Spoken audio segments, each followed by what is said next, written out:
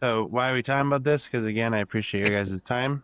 I want to know that indeed, yeah, I think we are all go-getters. If this is something you want to hit it hard, it's a heavy topic. I named it "Whose car is it, anyways?" Because I'm trying to get it to be not just about who's the customer, but who owns the car. But at the same rate, are you feeling it? I'm going to share with you, it's a saying that I've been building on and growing with here in the last little while. My ski team, the little kids just absolutely adore it. I've called somebody out at award ceremonies, and it's simply a statement that you can basically tell what type of person they are by how they react to this said statement. So, if I just told you right now, be better, Norm, be better. Take that Yeah. negatively or Okay. positively? How does that make you Well, it feel? depends who it comes from. Yeah. Coming from you, it's like, oh, there's probably some legitimacy. So I got to up my game. Of course, you didn't specify what part of my game or anything. So now I'm feeling anger and some sort of distrust creeping in, and now people are laughing, which has raised my Now anger. I'm Now I'm really just going. mad. Now the whole thing's off the rails. No, for sure there'd be a certain level of introspection as soon as someone would say that. I think, depending on what your character is. I mean, Exactly. So if somebody immediately gets offended, you're like, okay, there's yeah, probably no possibility that they can even take the words I'm going to give them and actually be better. It's not going to happen. It's not in their game. But if you take it, like you yeah, said, introspectively, it's like, you know what? He might have a point. Let me hear more. So if you get that yeah. reaction, you know you've got a winner when you tell somebody to be better, and they're like, "Ow." So can we just call this the be better test? Like, I think we just walk up to people and say be better, You know and what? based on the reaction, we know. Like, I think this is going to be part of my hiring strategy from now on. Hey, my name's Norm. What's your name? Oh, Joe, nice to meet you. I'm going to need you to be better though, and just run with it. So if it is about being better and Norm being public Be about better. his anger issues, Yeah, um, yeah. we're at that pinnacle point where we get to decide what we want to do next with this podcast. The whose car is it, anyways, or again, who's the customer? That alone has created some pretty cool conversation. Mhm. I don't know. I don't know. I've talked to other people. Somebody called me out on a comment on the podcast to say it's the owner of the car that's the customer, not the insurance, right? And that's why I Mm. wrote that blurb. For years, I was taught through DRP that's your customer. Take care of them.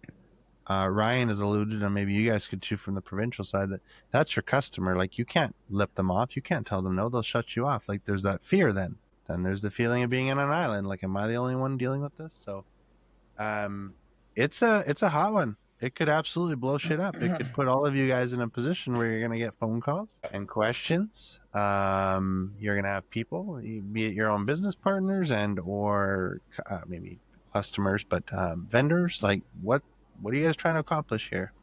Um, that's what I want to know. Is where do you want to go with it? Because we can go anywhere.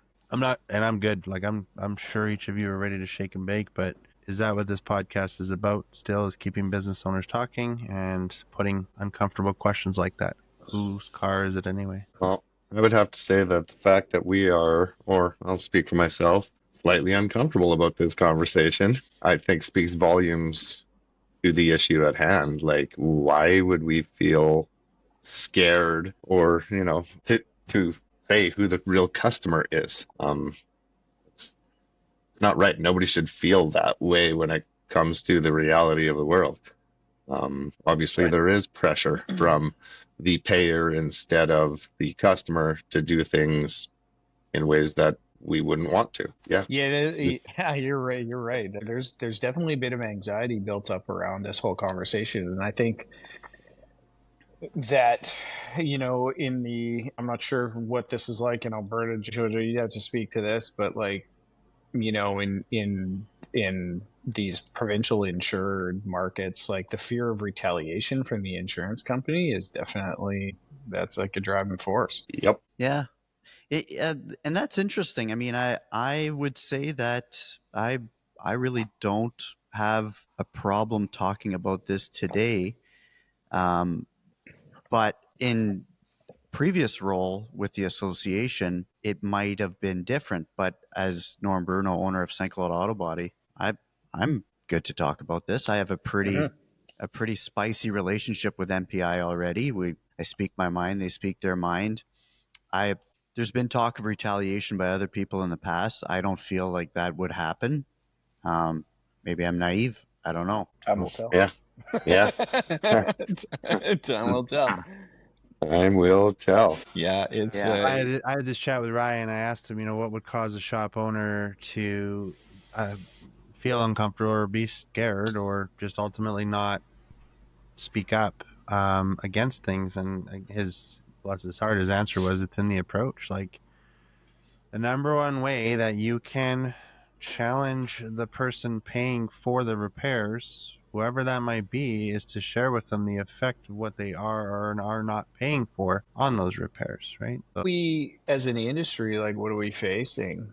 We're facing this sort of trifecta of pressure and accountability, between the payers and the suppliers and truly, like, the owners, right? And so it's like, how do we're facing this, like, how do we create the owner and their vehicle with the respect and attention it deserves? But in spite of that, the conversation has always been, well, what do you do when the right thing isn't being paid for by anybody, right? And that's the conversation that we're always having in our shops. Always. It's every PPG meeting, every ARA meeting, whatever. Like, it's always the same thing. It's like, really, it's ultimately up to the business to do the right thing. and that's where we went with that convo. You are ultimately the one repairing the vehicle, and you have absolutely got to cover your ass. Yeah, it was. Which means it requires a conversation with the person who owns the vehicle as well as whomever it might be that's paying for it.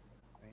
So that, again, where Ryan shared his experience, was created real conversations with, let's say, the insurance. When we help them see that, look, you have to pay for this because it's going to cause further issue if we don't. And if not, we still need to let the owner know.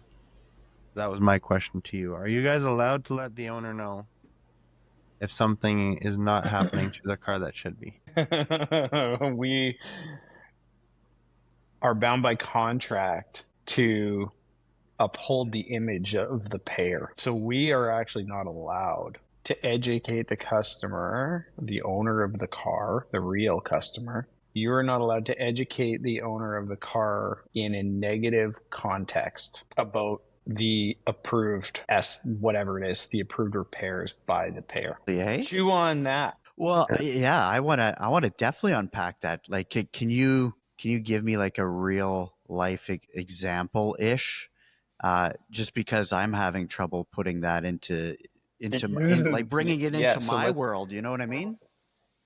Like, give me an example. So, let's see. There's probably a number of examples, but say like an item that I would like to use. They're pretty good with most things, but there is say things that are denied, or the shop just has to eat. They just have to do it. It's considered included or not included. So say, and I'm gonna not isolate any insurance company specifically, but let's for example use we have a car that comes in that's got a wrap on it. So the car is blue, and it's wrapped with matte vinyl. The quarter panel is damaged, and it would to do a quality repair would require blends in both directions. You're gonna, just the way that the damage is, you're gonna have to blend the trunk lid, you're gonna have to blend the rear door, maybe even the aperture. But due to the vehicle being wrapped, the insurance company won't pay for blends. Interesting. So how? Because they're like, no, that's wrapped.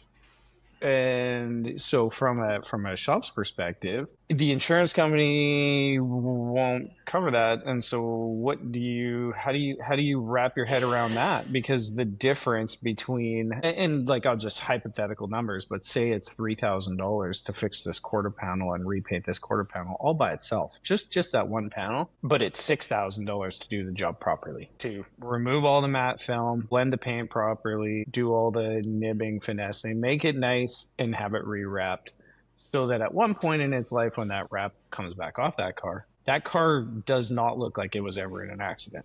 But instead, because of their policy limitations, what are you faced with? And then how do you, with the owner of the car, how do you navigate that situation? So, this happens on parts. This happens on a lot of things. But that is just sort of a tangible example that you could visualize. Yeah. So you are, as a shop, bound by contract. You have to be very careful how you communicate that short pay. And truthfully, we are bound by contract by some insurance companies. We are not allowed to surcharge. Right. So we actually have to do what they say or what they pay for, or we have to do what's right and only receive reimbursement for what they approved. You have to make a choice, because you actually are not allowed to surcharge the customer to do the repair process. That is, the fact that you can't educate. You can, but you can't openly. do it in it. You can't. You have to be very careful. Mm-hmm. So you So can't do that. Go ahead. And it's ridiculous. And not gonna lie, I kind of did a little bit of research here beforehand on. I didn't get anything on Manitoba, sorry, not much info out there, but on BC and All good. Ontario and what vehicle owner rights are. And it kind of says even under ICBC's control, consumers still have the right to question assessments and challenge repair decisions. Shop can submit supplemental estimates or dispute ICBC's assessment when safety or quality is compromised. And you're held to OEM repair standards, but BC shops can and should push back if ICBC suggests cutting corners. But is that suicide? Business suicide? Is that business suicide? You could. There's definitely some people out there that would say, well, it's not probably suicide. The fact that you're questioning whether it's actually suicide or something less, though, that's a problem. That's just enough of a problem. self-inflicted injury, not outright death. Okay, that's what we have to choose between when we're. It's like sawing your. Yeah, like are you gonna die if you saw your leg off? I'm not sure. And we have. This is secondhand experience, but we definitely have heard very clear stories of retaliation. Whether it be seasonal or forever, doesn't matter. The point is sent very strongly. Very strong. All due respect, Todd, your word you used quite confidently was the negative context. Yes. You clearly run into scenarios where you've had to question the way a repair is done. Let's just go with the fact, not because anyone's out to get anyone. I mean, we had other podcasts that talked about insurance willing to, or customers willing to pay for something or not. If there's a value and it's what's best for the car, then it technically is what you're saying should be paid for. Have you had success stories where you're like, hey, hold on a tick here, everybody. This is not okay. Let's go through the motions. What's the opposite of a negative experience? Whatever you said. Yeah. What's the opposite? Describe. Have you had one? A positive one? Because last time I checked, you're still in business and you still have a very good relationship with ITB. I would say we've had. I would say we've had lots of. We've had lots of. There's lots of positivity. We don't need to be dumping on anybody here. Sure, it's not about an insurance company or whatever. I'm more focused on the overall tone in the industry. The insurance company could say, look, we're your biggest customer. It's like, actually you're not. Although you may be our biggest payer, technically you're not our biggest customer. Like, our customers are coming to us because of our reputation or whatever. Plenty of other choice out there. What I think the industry faces in the form of retaliation is actually active discouragement from the insurance company. Like, they will actively, whether it's say, oh, well, if you take it there, we won't warranty the repairs. And it's like, you don't warranty the repairs anyways. But they literally will get into an owner's head and work actively against you. Yeah. And again, we'll go there because we have the autopsy of a bad repair to talk about, Right. which was a reputable shop and a DRP referred. So we're gonna go there. Yeah. But Okay. I still want to know. You had said you know what a So It seems to define me positive. you know what a negative one looks like. At least you've Yeah. been manifested or heard that somebody got you know Yes. Right. disciplined for it. Right. Right. Which Yeah. means you also know what a positive one looks like. Can you describe that? Yeah, I think that the positivity that we've seen generally in the last few years is that quality is arguable, but safe is not. And um, we're I have seen a huge change in the industry as far as the denial of safety related items and hey, this needs to be replaced because of this OEM document or because this is not repairable. Like I would say from the positive side of things is that if there's documented safety items, like undeniably insurance companies are interested in safety in my experience. Yeah, I would say the same.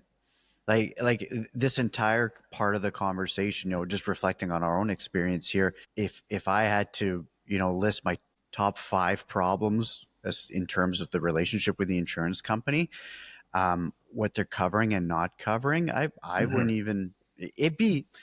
It's so circumstantial, but to say that it's a reoccurring theme day in day out in No. my situation, I wouldn't say that. Mm-hmm. And of course we're removing any situations where it's whether the damage is related to loss or not. So between the insured and the insurance company, that's a whole other conversation. But Yeah. in terms of what's safe and what's not, to Todd's point, applying documentation, I mean, OEMs have gotten a lot better with their documentation. I had to look up OEM documentation on like a 2010 the other day. I was like, oh man, I'm glad we don't have this kind of documentation anymore. Yeah. And so it's a lot better. And in our experience, when we submit that, we typically get approval uh, to do what's needed. But I will often hear some of these, when it comes to sacrificial panels, for example, and things like that, where you're changing a quarter panel and you need to sacrifice an entire roof panel in order to make that repair. There's been times where all of a sudden there's questioning, okay, well, do we really need to replace that quarter panel? Well, the bottom's destroyed, so we need to. So it's tough. I mean, maybe we should drag the OEMs into this conversation, right? Because looking at a sacrificial panel, I'm scratching my head wondering why it's needed. Of course, I'm not an engineer and can tell you the implications from a safety standpoint. But, I've often get the feeling from the insurance company that, they will roll their eyes at some of the OEM requirements and say, yeah, Toyota says you got to replace that seal on the taillight anytime you remove the taillight, but does it actually need to be done? Same goes with the Yeah, vapor right. barrier inside the door, right? So you get that eye roll. I mean, from the repair shop perspective, it's in the documentation. We bring it across. There's no contemplating of that. You know what? I Mhm. at least in my experience, it's like, no, the OEM says this. I'm passing it on. I'm adding it to the estimate. MPI is either going to deny or approve it, and that's the way we go. But you do, and I feel that it's warranted in some cases, get the questioning of, well, why do you need to change that taillight seal? Like, why is that part a one-time use part?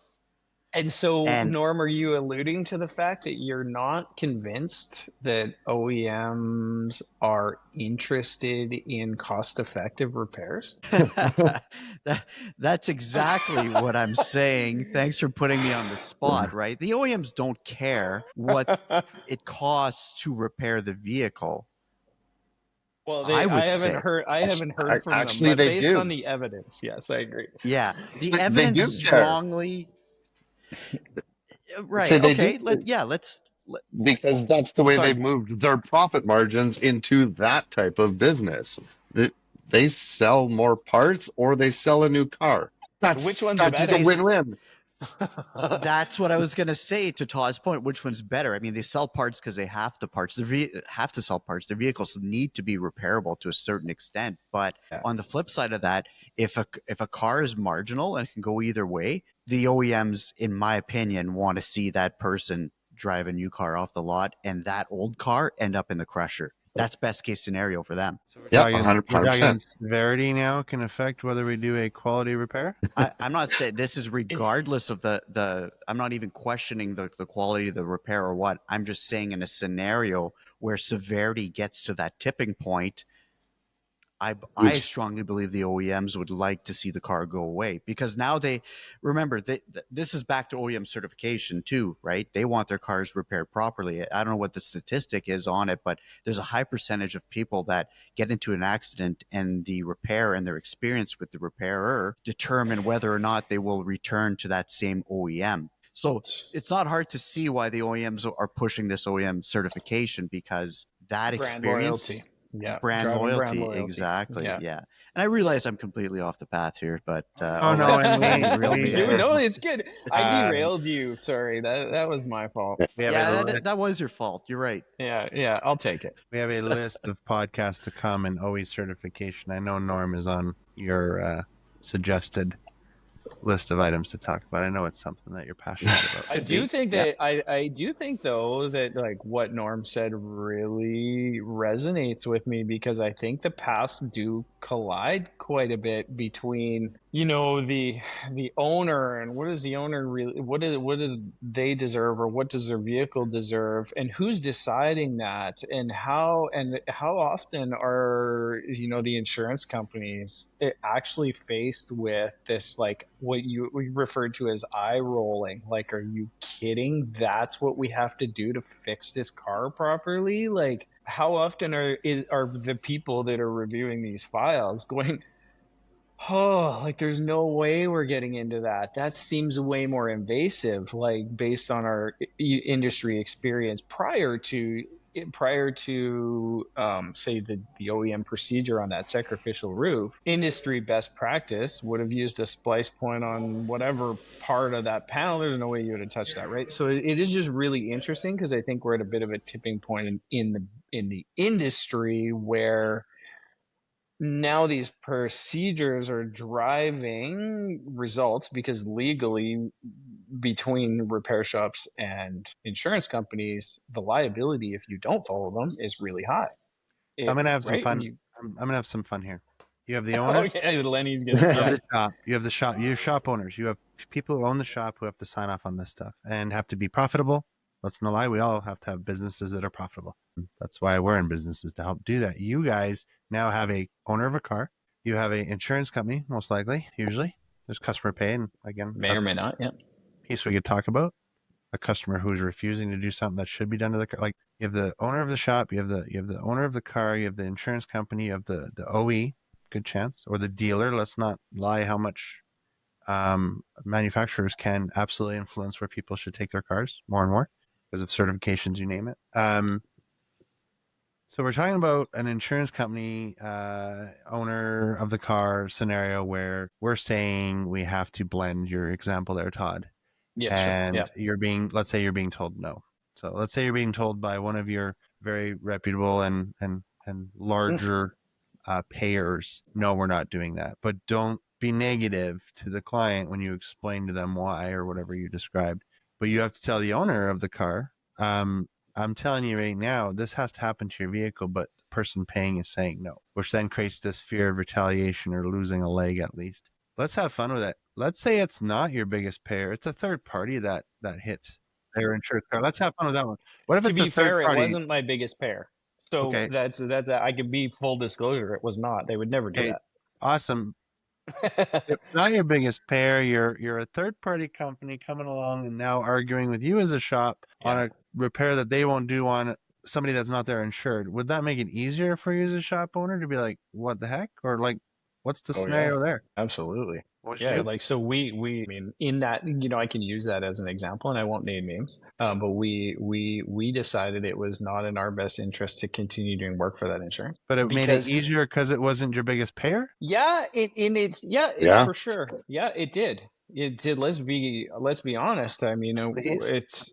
that's true. It was easier, and it was, you know, for us, they were 3% of our overall sales were paid by 3 or 4 by this company, and everybody was losing in this deal except for them. So yeah, so we were like, you know what, if it's like, I'm sorry, and in this situation, we did the right thing, but we decided moving forward that it was just not going to be our game. So yeah, good question. Well, thank you. So, so, so any of your friends have coverage with them? Yeah, you know how sad it is to tell them that we can't fix their cars? Yeah, that's just absolutely amazing. But you want to know how many of them have switched insurance companies after they got into an accident and found out that we wouldn't fix their vehicle because their insurance company does not cover like safe and proper repairs? They're like, "What?" I'm like, "I'm sorry." It's like, "Well, that's the end of this." So then it's still in your best interest to maintain a relationship with your biggest payer. Always, right? Of Okay. course. And in your guys' case, I guess BC, Saskatchewan, Manitoba, I'm going to guess your biggest payer is indeed the public Insurance. insurance, the actual provincial insurance, correct? Okay. And I guess that's just me assuming whether that's true. Hey, good on you if you got Yeah. bigger clients than that. So it's not entrapment. That's the way the business is built, and that's where you reside. So let's pick on Joel for a minute because he's in DRP world. Oh He's in man, that DRP only leaves land. me next. Oh boy. DRP land where I was raised by my boss to say, Lenny, we have got to take care of everybody. They have the gold, we want it. And yes, indeed, the context was we have to learn how to play by the rules. But what I love about it is I got to learn too that like hockey, there are rules, but there's flexibility and agility. That's where the Gretzky's and all the other great players learn how to play, learn how the game works, learn how to search out, seek out, teach their team to do where they need the puck to be, to even challenge. I'm guessing how many times a guy like Gretzky's challenged the association on how to play the game, right? I mean, there's so many interesting places that you could go when you actually know how to play the game. But is DRP also still what I was taught it to be, like the best thing you could get into, because now there's a level of trust and everyone's looking out for each other. They're still called win-win because if we can really do it, let's be honest, to Oh, me, you are picking on Joel. I well, love I'm this. picking on me, but I'm picking Yeah, on a DRP. Yeah, Joel, you're the guy in the hot seat now because is DRP created for the best interest of everybody? No, definitely not. It the primary benefiter is the insurance company without a doubt. Cost controls, that's what they're looking for, and consistency, I guess, would be the other thing that they're really looking for in regards to that. As for the shop owner, the benefits would be volume, right? That's where you're gonna hopefully make enough dollars on volume that it is beneficial. And as for the consumer, as long as the blinders are on, the benefit is just ease of not having to deal with anything throughout the claim. If the DRP agreement is just followed and all the steps are taken as a proposed to the customer, they will do as little as possible and pick up a car at the end. And for a lot of people, that's pretty freaking fantastic. Cool. So what I heard you say is DRP on this on the sales side of it, the perks is the owner can have trust that it's a place that they can trust to have their car repaired properly. You can see where I'm going with this, right? Yeah, Next is the shop's going to be given volume, which benefits the shop owner.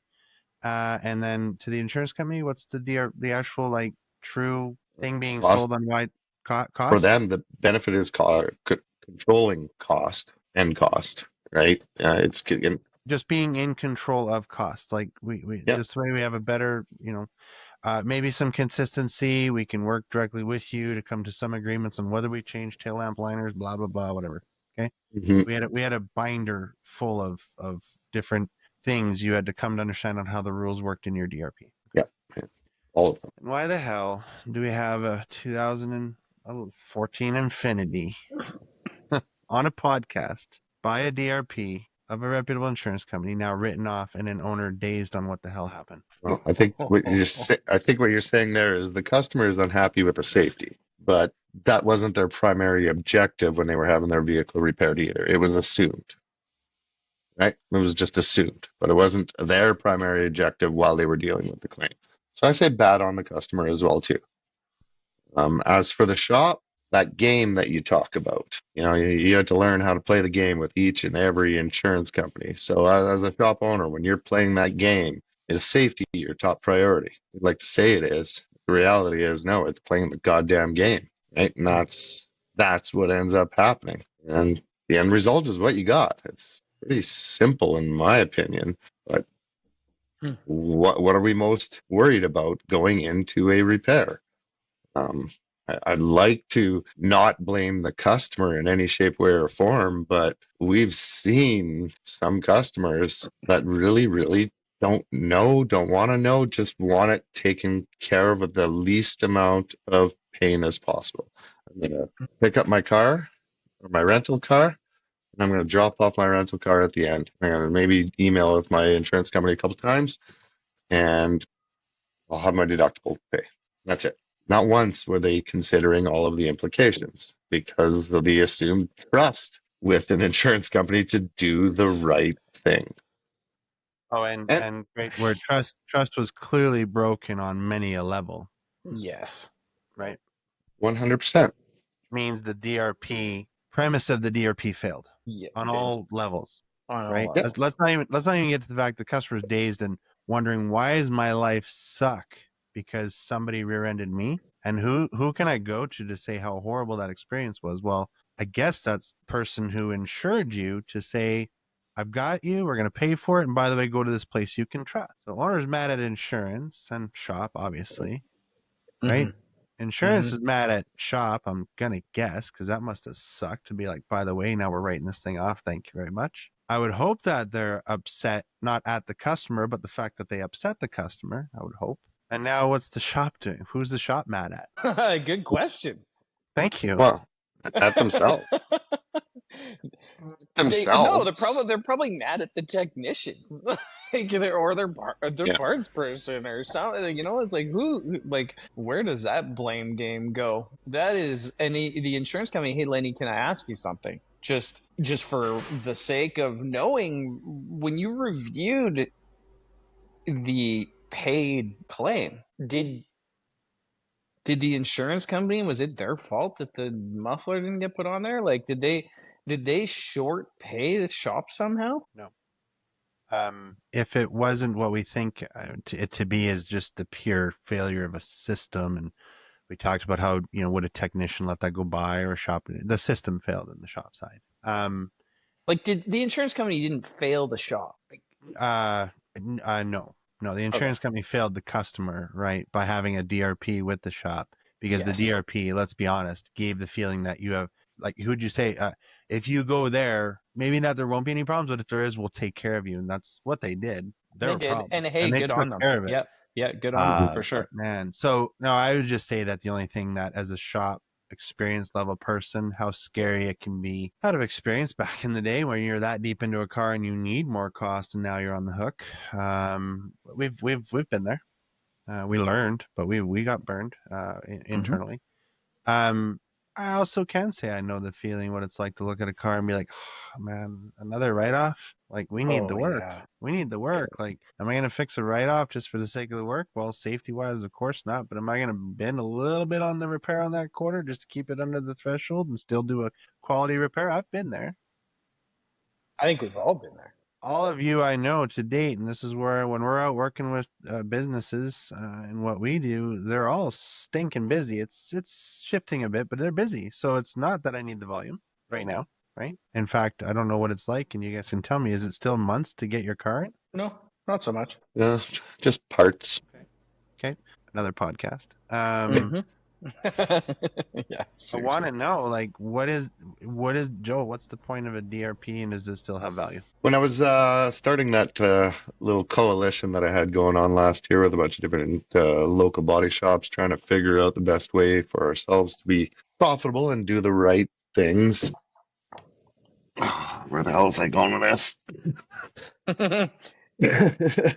Is it? Yeah, right. DRPs, do Yeah. DRPs have value? Is the way they're being presented? Yeah, That they're going to bring you volume, and that they're going to help insurance companies control costs, and that the insurance is not going to have stress. I don't think that they are bringing the value that that there is for anybody. At the end of the day, safety isn't being considered as the primary driver of anything. The consumer or the customer is not primary subject of what's going on either. It turns everything into a game. Mm. Like, Instead of just being black and white, right and wrong, this is what we need to do. Instead of just being purely pragmatic, what you're saying or what I hear you saying is that it's the DRP model is actually turning shops into these like game players. yeah. Weird And behavior drive. Yeah, okay. I think I track with you on that. That's very The well, interesting. like, reason the reason why I drill Joel on DRPs is no different. The moment he enters a DRP, it's really no different. It's really no different than you guys with what you have with provincial insurance. You are on agreement with somebody Yeah. who's going to give you volume, Yes. and you're going to Yeah, work yeah. with them to make sure that the car is fixed right for the best cost possible, full honesty, photos, blah blah blah, proper repairs, get it done on time, don't exceed rental, and make sure the customer's happy. That's the closest Joel's life is to what you guys live with. So he's very interested, if he's on a DRP that he's agreed to Mhm. take care of them, just like you guys are. Let's not doubt it. Like, it was designed originally, at least that's the way it was sold, to be a good thing. Mhm. The reason why I'm getting to grill Joel is, why is it failing? And then back to the question, who's the customer or whose car is it? And well, where's the like, confusion coming from? Because at the end of the day, Joel, you're just you're in the same boat as anyone else, having to decide who you're going to do business with. earlier you guys brought up, brand loyalty with OEMs, and with insurance companies, that's a huge, huge thing too. If they could cut their marketing budget in half in order and still keep the same amount of people on policy, and maybe even grow it, how could they do that without advertising? And I would think that maybe if they just took care of their customers and their body shops better, then maybe they would get actually recommended. Years ago, I used to have a few companies that we actually, when people had bad experiences with their insurance companies, say, well, who do you guys like? You're like, well, from our perspective of working with them to get things done properly, we had some favorites. Now, if you'd ask me who to recommend, I don't think I can say one is better than the other. It's just a different game. Right? You got to follow these steps to get over here with this company, and you got to follow these steps to get with that company, Hmm. and it's a game. Um, And what's it a game of? Because is it a, yeah, like what is it a game of, like who's gonna Well, who's I gonna sense, allow you to Todd, fix? it's whether it's a negative or a positive conversation, Yeah. first of all, right?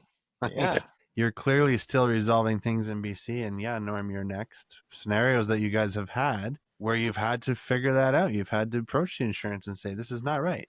Like, quality or safety, whatever, we're not doing it. And you've done the diligence to show it, where they don't have a position anymore. You guys don't look like you're abused shop owners having to be told to do things you don't want to do. I know that No. about you guys. You're willing to stand up for your business, and your people say, we're not doing that. And most cases, I guess you can tell me if I'm wrong, it's worked. Like, okay, well, it's not work. It's working. You bet Okay, it is. stand up. Like, you're signing off on this stuff, and your people, and the liability, right? Let's maybe go there later. Is who's liable safety wise, who's liable warranty wise, right? Mhm. So Joel, buddy, I think you nailed it on the head, right? The customer is indeed the owner of the car. The customer to a shop, the customer to an insurance company is the owner of the car. They're still choosing to buy insurance and be protected, right? mhm, They're still choosing to either pay out of pocket because they don't want premium changes, whatever, and they're a customer to the shop. They're a customer to the dealers who want to retain that customer because guess what? They buy new cars when their old cars are written off, right? That piece is absolutely true. Where I'm going is that I've talked to a few people in the industry that have a very stark difference in opinion on this. One in insurance, two in the shop world. One's adamant insurance company can just stuff it, right? It's the owner of the car. And that was the one who challenged me last podcast when I said there's two customers. It's the way I was taught. It's the way I was raised. Take mhm. care of people, they'll take care of you. And Yeah. I don't know. But the second one was like, no, the demeanor indeed is that the owner of the vehicle is in the best interest of everybody first, because that's their property. They own that vehicle. It has to be safe. It has to be proper. Yeah, Customers for life, right? Mm-hmm. And you don't know what they have in their garage. I'm stuck on where does that leave the payer and the agreements going on or not, and the responsibility for us to actually find a way to make sure that our customer, the owner of the car, does get what they're entitled to. Which I think brings me back to Todd, how well you and Joel, I know you've been in those positions, but Norm, have had to say, look, we need to have a talk about this. So Norm, by all means, could you shed some light on scenarios or situations where you too have had to, I guess, call it walk the line or just gauge with your people, you as an owner getting involved when they're concerned about something that is or is not happening on a vehicle, either with the customer or with the insurance, and what happened? It's yeah. I mean, the landscape's a little bit different in a public insurance market. Can't speak for BC, but in Manitoba, for starters, MPI is legally not allowed to direct work to specific facilities.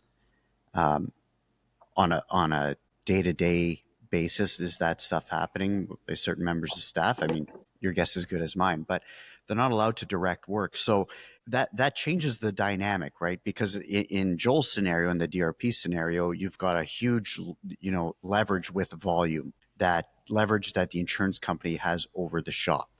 Mm-hmm. So Manitoba, we don't have that. So that changes the tone of the conversation, I guess, for lack of a better term. Getting back to proper repair, man, I'm really struggling to think back of a time where there was a huge issue where no, this needs to happen. And after it was discussed and all the procedures were put on the table, where the insurance company said, no, we're not going to do that. I mean, I can think of, there was one scenario that happened with another shop really recently where the striker on a hood was bent. And the OEM guidelines clearly said that any damage to that area of the hood meant that the hood was being replaced. The striker is spot welded on the inside. There is absolutely no repairing it. And it was my understanding that that shop was instructed to give it a tap with a hammer. So there, and I mean, I haven't been in that situation personally, but there the shop took a pretty hard stance and said, there's going to be a number of ways that this plays out. We're either going to have the conversation with the customer and explain to them what's happening, and they're going to have to weigh in on it, or we're going to need a waiver from the insurance company saying that you take on all this liability if something was to happen. But ultimately, that may be a very short-term solution between the shop and the insurance company. But if the shop turns around and hands that waiver over to the customer, how are they going to feel about it? Oh yeah. Well, Absolutely not. So thankfully, I've never been in that situation where it's been like full stop. We're completely heading in opposite directions, and there's no solving this problem. So to answer your question, I can't give you an example here where we were put in that scenario. Have we had tough conversations and had to navigate through that where it started off as a denial and became an approval? Sure. And that happens all the time. And that level of scrutiny is always going to be there between insurance companies and shops because unfortunately there's bad actors in the shop side too, right? There are shops that are manipulating circumstances and using those OEM procedures to their advantage to tell the insurance company, oh no, we got to do this. Meanwhile, so the insurance company, I mean, if we allowed all this to happen, our insurance rates would be through the roof and none of us would be happy. So it's, that's the struggle. We can't have it all. We can't have it both ways. We want the cars repaired properly, but we can't go too far with that either. So I agree with that. So And I'm reading a book called Polarity Management, and I'll just share this, that some problems are not ever going to be solved. In fact, they're not meant to be solved. They're meant to be managed. They're meant to be worked with. And what I hear you saying, Norm, is that maybe that's where it's getting misconstrued. Let's leave the customer out for a moment. We as businesses have things we need to improve on. Oh yeah, we all do. Some more severe than others, it sounds like, based on our anatomy of high Yeah. quality repair there. Yeah. And I feel like shame on the industry for that being an acceptable. That's so embarrassing. It's so embarrassing. And I mean, we've all had moments in our shops that you're like, wow, I can't believe this got this far, or how did we miss this? Whatever. Things have happened, right? We've all learned through experience. But do we feel as a group that the insurance company had anything to do with that failed repair? No, I think collectively we all agree the insurance company had absolutely nothing to do with that. And blaming them or a DRP for that is absolutely insane. Great. But there, I think, is where the whole question, who's the customer? Right. And so the argument would be, and it has been, that customer was told to go to that shop under their program. Crazy. And so then after that, no real required procedures in place to do things like a proper check-in, proper dismantle, proper sourcing, none of that. There's no requirements out there for that. And then, of course, for proper repair, let's be honest, there's still some gaps in what shops are not allowed to do. But at the end of the day, does that mean the insurance is off the hook because the shop put out a crummy repair? I mean, they did put out a crummy repair. Does that mean the customer has no more rights to go after somebody and say this is crap, like the loss of time, stress? I'm out my car, right? And nobody has an explanation. It's just tight-lipped. It's all good. Here's your check. Go find a new vehicle. Yeah, that's pretty brutal. So the insurance company is indeed, whether they are at fault or not, losing a customer, guaranteed. Yeah. They're also losing other customers who are friends with this customer. They're probably losing customers from cars that the shop also has not fixed properly. Like, where does it stop? And I think maybe that's why I'm asking you guys like today to talk about who's the customer, whose car is it anyway, and where are we actually truly missing the mark on what we're talking about here? What are we gonna do? We shops. Let's say the insurance companies, you gotta get better at how you design DRPs if that's what you're gonna offer. Let's just give them that. What are shops to do? Well, shops have to definitely make the customer the primary objective within their operations, and that's where you build out from. If we do like the DRP agreements and make cost the primary objective, and then the repair, well, the results are what we're just talking about here right now, right? If you want an outcome to be this, well, you have to start with that outcome in mind, and safe repairs for the customers is the primary outcome that everybody would vocalize in a public setting. But in the closed room of the conference room, that isn't necessarily what the outcome is, right? So then you end up with agreements like we have been dealing with since their inception that aren't prioritizing what is best for the vehicle and customer. You spoke earlier how you're like, Todd, that, like, well, is really the insurance company, at fault for that repair? And it's like, well, what if I'm that hockey coach that, tells my kids that they're allowed to, talk back to the ref, or they can cross check and do it as long as it's against the best player?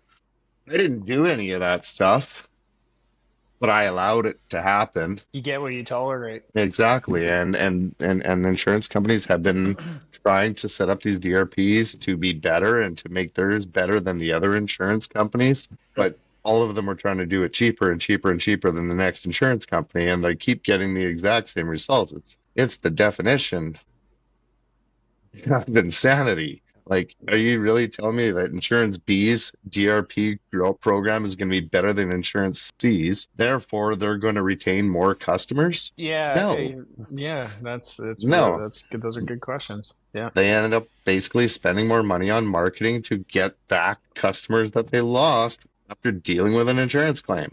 That seems to be the end result in Alberta right now, is when customers are leaving, they're like, thank you very much for helping us through this, but I think next time I need your services, it might be with a different insurance company. Like, that's a very recurring theme that we hear all the time. Your friends are doing it right now too, Todd, right? I know. I mean, that's a very small percentage. I don't know what the percentage of third party sort of insurers is in this Mhm. province. It's a small number, you know, it might be under 10%. You get combined, whether, you know, all the other Intacs and BCAs and all those things, it's a small, tiny percentage. So there isn't a big market for it here.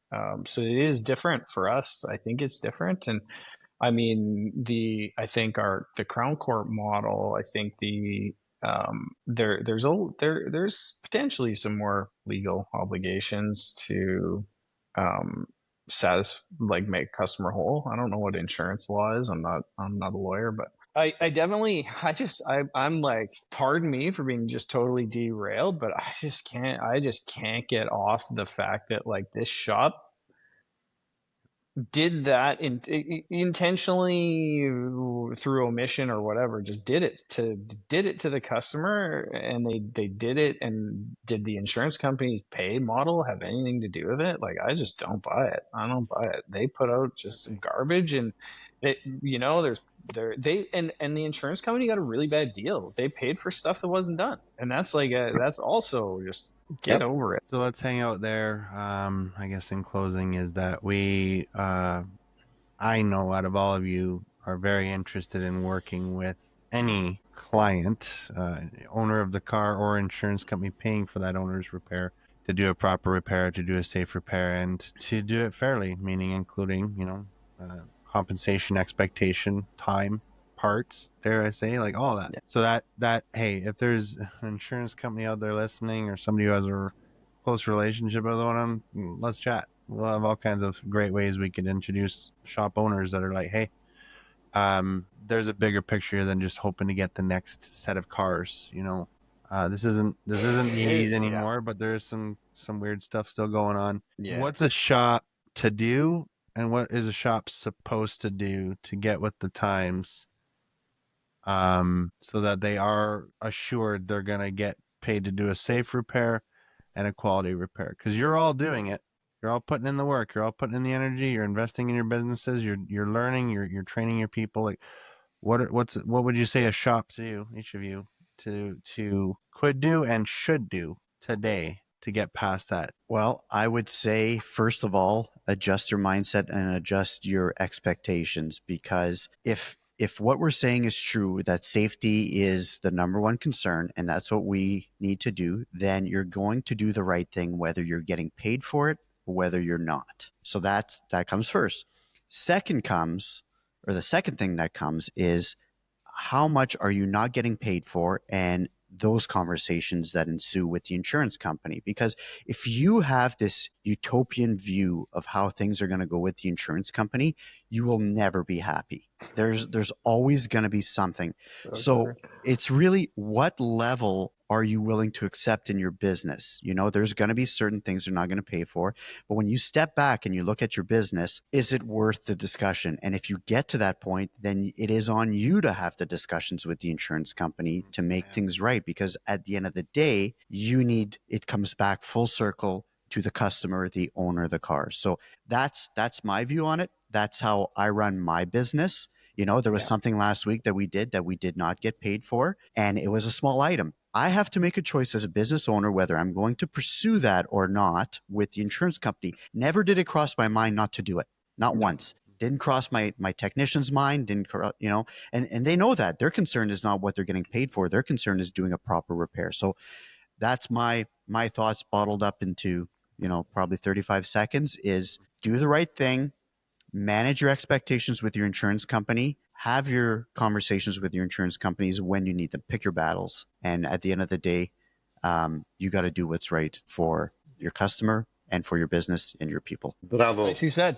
That was nicely said, actually. I think, Norm, I sort of, as I'm listening to you, I'm hearing you say, you know, you have to choose to do the right thing, and I think you could take a step back as an owner or shop manager and decide whether our position or resistance that we're going to face. First, decide, because I guarantee you sit down with your technicians, you sit down with your team, and you ask them, you want to do the right things here? They all say yes.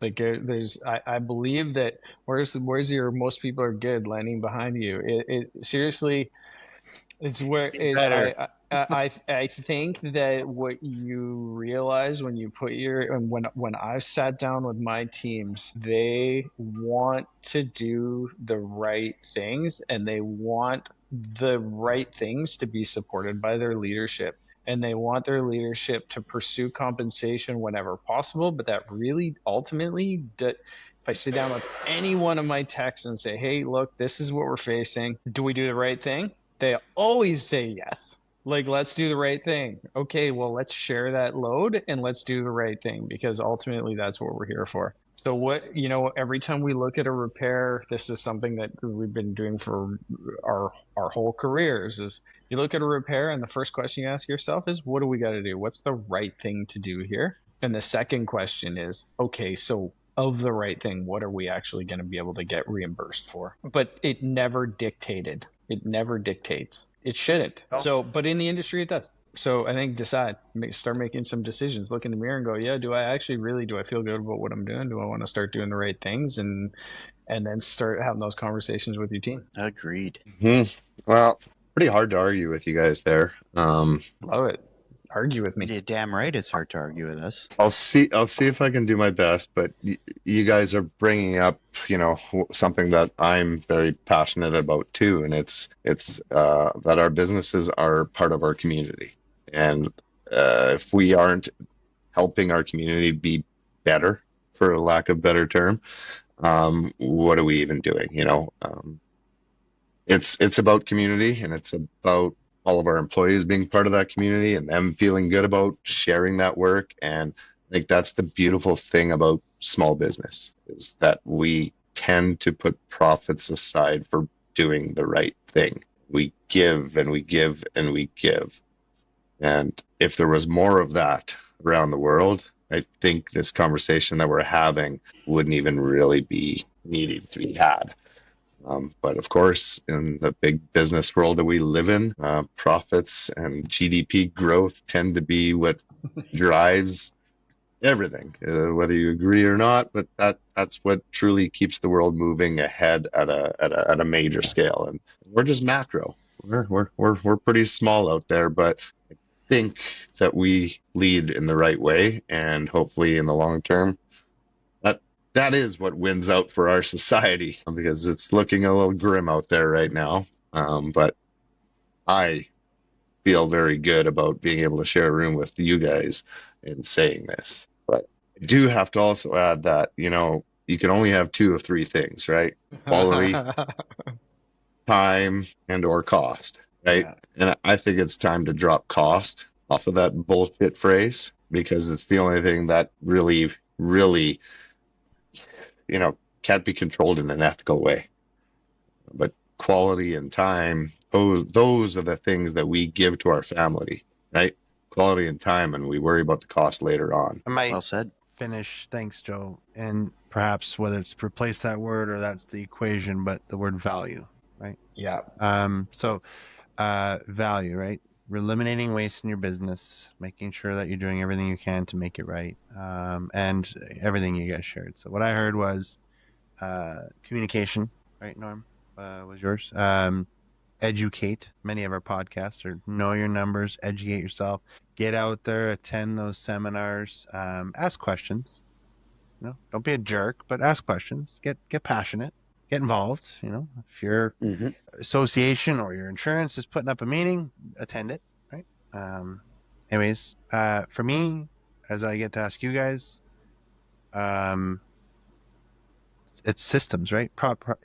Do each of you have a proper check-in process for when a customer drops off? Yeah. Do you guys have a system in place to ensure that every car goes through a rigorous inspection, follows a procedure to make sure that it is properly dismantled so that we can identify all parts, whether they're to come tomorrow or a month from now, and that we're capturing, get this, capturing everything that we're actually entitled to charge for on the repair? Do you guys have that in place? Do you have quality systems in place as the car advances to make sure that the repair that you designed, no lie, with needing approval of whoever's paying and informing the customer, no lie, of what you're doing to that car? Do you have quality systems to make sure that happens? Yes. You bet we do. And then do you finally take time at the end of the day, should that car have actually made it past the initial inspection, not be a write-off, not actually have major supplements? Remember those back in the day that happened in Mm, reassembly? mm. That Mm. exhaust system that we missed or whatever the hell it was? Remember those? Those used to Totally. happen, right?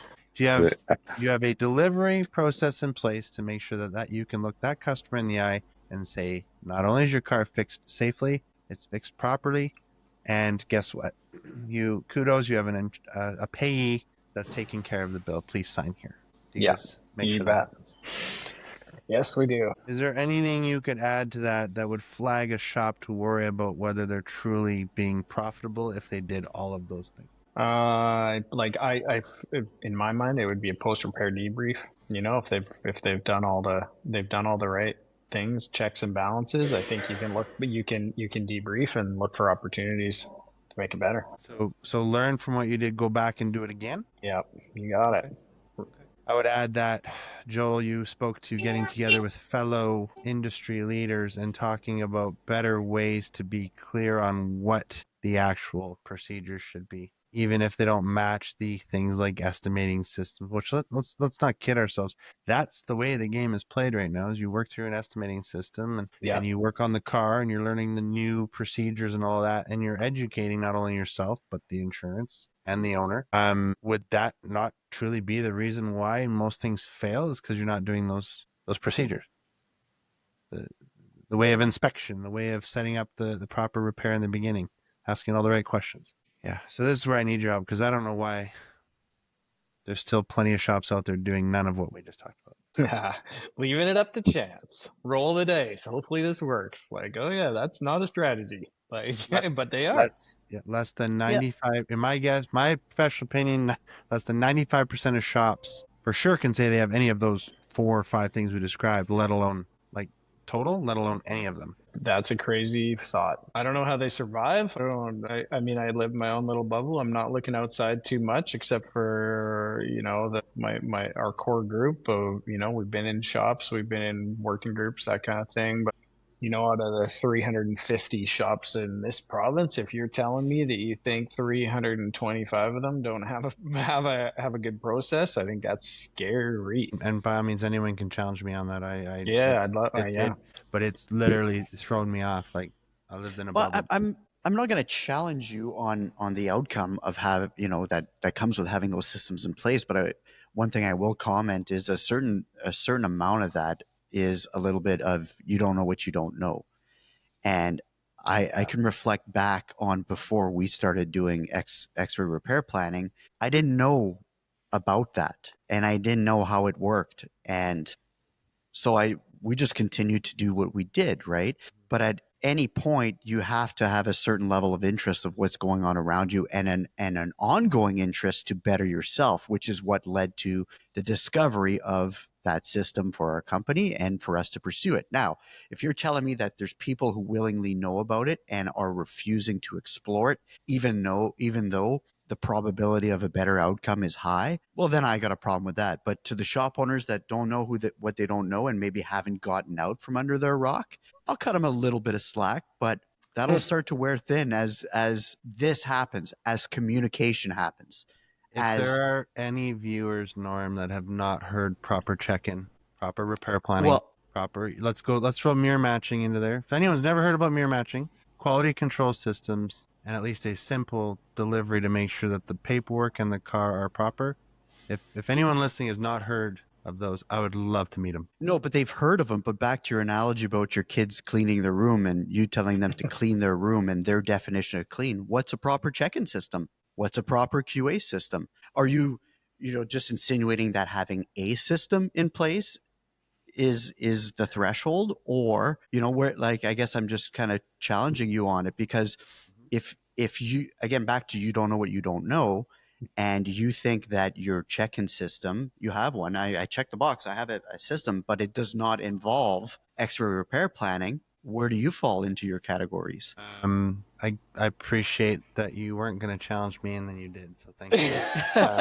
That's I was yeah, thinking that false sense of comfort. Yeah. And to be fair, I started out not wanting to challenge you, but then I Yeah. kind of So, did. and again, what are we talking about? My own personal opinion. If you're in business, and let's call it a body shop, and you don't have those elements, and you're not actively seeking ways to get help from somebody, be it your networks, maybe your insurance companies. Insurance companies want to start Mhm. asking, do you have a proper check-in procedure? Otherwise, we're not even looking at you. You guys could say yes. And did not cost any of you business to be like, well, don't bring that up. Find out, right? Right. Your vendors are chomping at the bit to find ways to help you be more profitable. Why? So that they can be more profitable. Yeah. So there, Yeah. I'm with you. The empathy part, and 100%, it's why we created the business we did. We went away from being just one company doing what we did so well, and we did it well. You guys do it well. We now offer it to anyone. I don't have people busting down the door other than the ones who are like, I need help. It is above my understanding and my ability. So I think those are the people you're speaking to, and 100%. Yeah. We're gonna get one shop at a time to help them Mhm. change. I'm going to use that challenge to propel this final question is where is the industry challenging itself? Because it's your guys' so-called competition down the street that is failing the industry. And you guys who do get it and have absolutely stood up in meetings, said this needs to happen, are getting okay. That's what started out this whole conversation, this podcast. Each of you have lived the difference between somebody who's interested and committed. What are we talking about? What's the call to action? Right? If you guys want a proper check-in sheet, call any one of us and we'll send it to you. Yeah. Next question is, well, how do I implement it? Call us, we'll help you. Yes. What the hell is X-ray repair planning? I've only heard of advanced repair planning. Call us, we'll tell you. But unless you guys, I don't know about your voice, Bill, but I'm not getting a big knockdown on the door. And perhaps it's my current attitude and definitely not. frustrated I am to see that, again, you guys are up against people who are actually choosing to die. Yeah. Or be irrelevant. Yeah. Which, if you're not improving, let's be honest, Yeah. you're Yeah. dying. Yeah. It's happening. Put that on the title. Yeah. Love it.